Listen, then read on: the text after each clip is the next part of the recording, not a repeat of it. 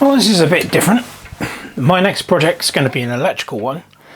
I'm going to attempt to build a very basic binary to decimal converter using just the components that you can see in front of you now. So we've got 8 relays, they're 12 volt. We've got packets of LEDs, they're also 12 volt, so they've got the resistor built in, and some switches, some little toggle switches, and some error board.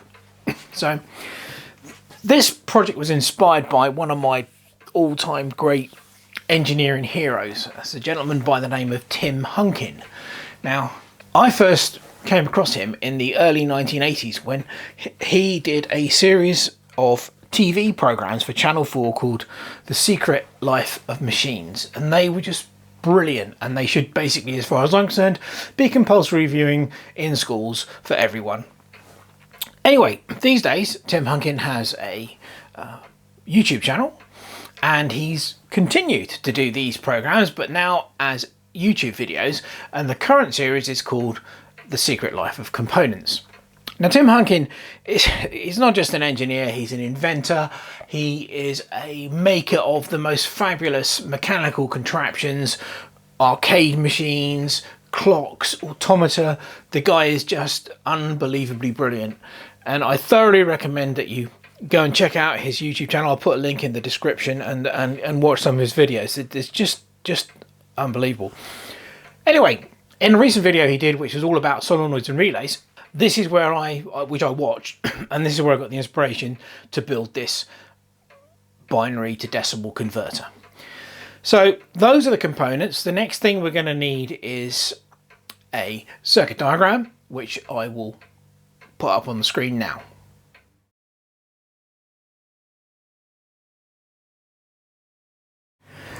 The circuit diagram was created with a wonderful schematics software program which I've been using for years and years and years. It's free, open source. It's called Basic Schematic, and I'll put a link in the description where you can download that should you wish to have a go with it yourself. Right, so we've got the circuit diagram. The next thing we need is a layout for the Vera board, and I'll put that up on the screen now.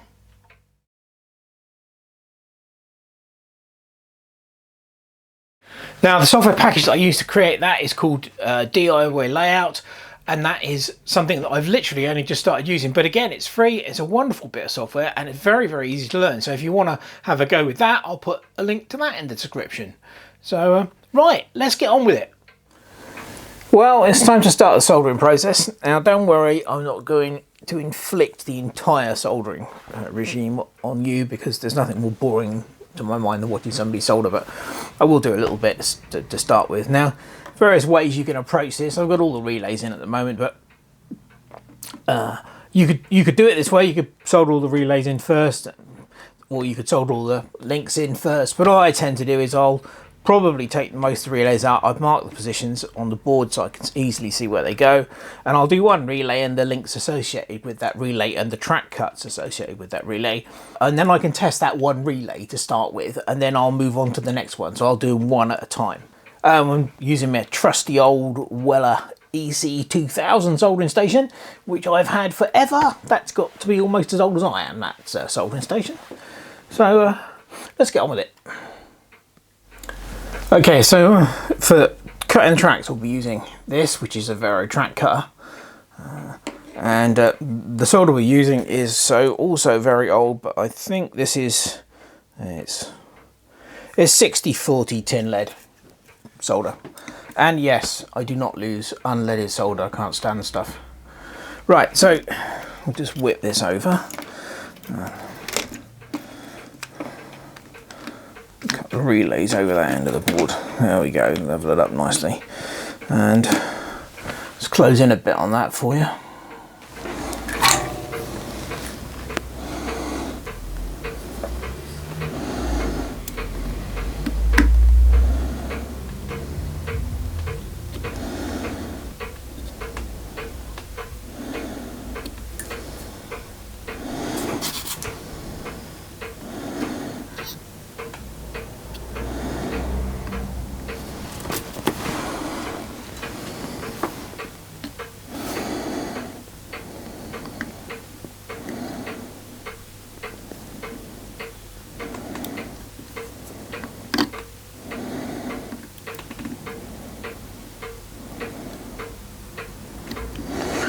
You wouldn't believe I used to do this for a living once upon a time, would you?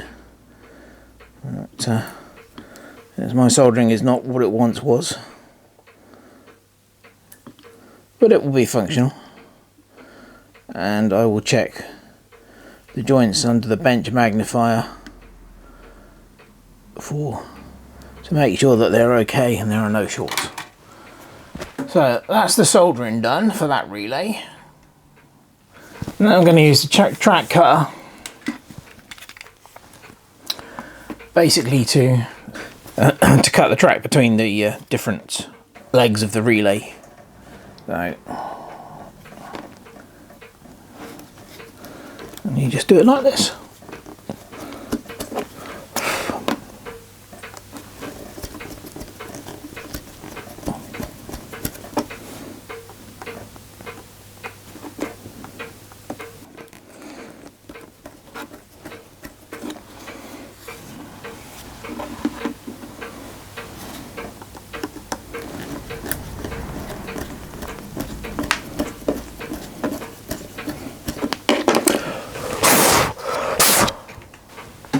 So there you go.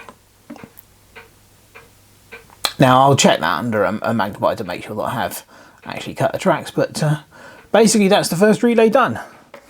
So I will now move on and do the wire links associated with that relay, and then I'll test it, and then I'll go on and do the rest. But I'm not going to film all of that because it's just boring as all. So the variable layout is all done and dusted. It took me about 5 hours to do this little thing. As I said, I haven't really done a lot of soldering in a long time. You know, look at the back. Not very pretty, but it'll do the job. So yeah, that's all done. I've tested it insofar as all the relays switch when they're supposed to, but to test all the connections and everything, it's probably better. Well, it definitely is better if I use the LEDs. So the LEDs are going to be mounted on a panel. The idea is that there will be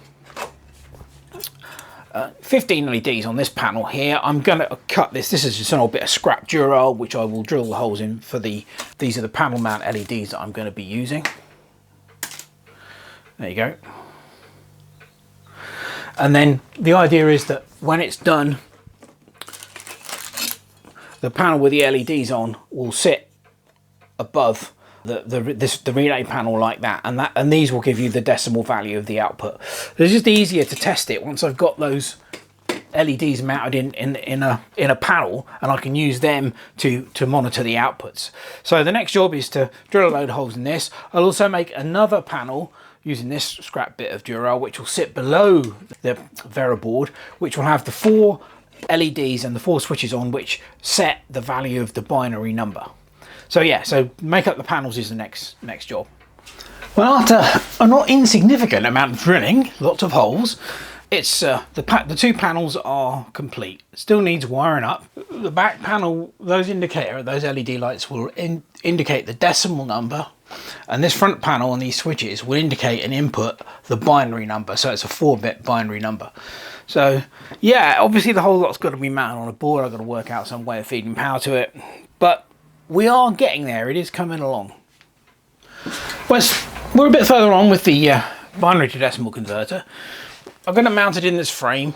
The reason for this is it just makes it a hell of a lot easier to wire up these pieces of wood. It's just support to stop it from putting any pressure on the wiring underneath. So the next stage is the wiring. So if I just flip this over, move those out the way, there you go.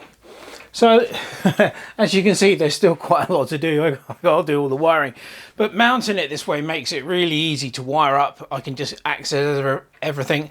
I didn't want to obstruct the bottom of the Vera board because then it's much easier to fault find should there be any problems. So yeah, so the next stage is basically to get it wired up. But no, I think it's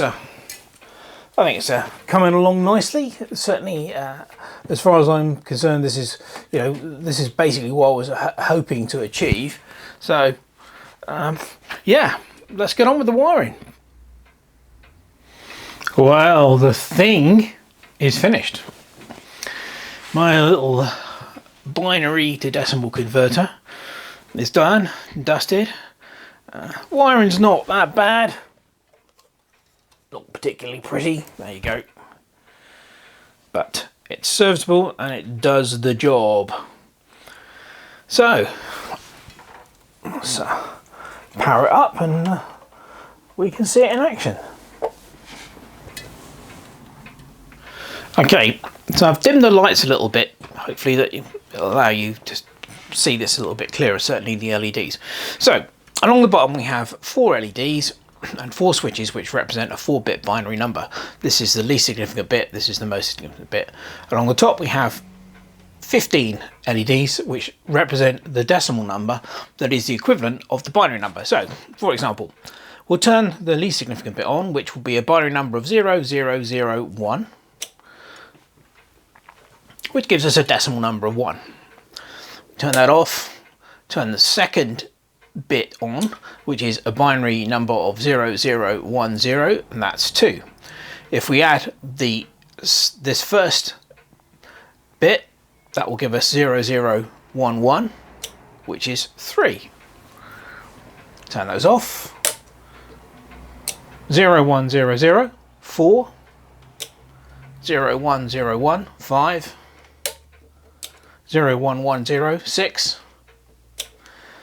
0111, 7. And turn all those off. 1000 is 8. 1001, 9. 1010, 10. 1011, 11. 1100, 12. You can see the lights coming up along the top there. 1101, 13. 1110, 14, and finally 1111, 15. There you go, and that's basically all this does. Has it got any practical use? Not particularly. I think that it shows another interesting thing that relays can do.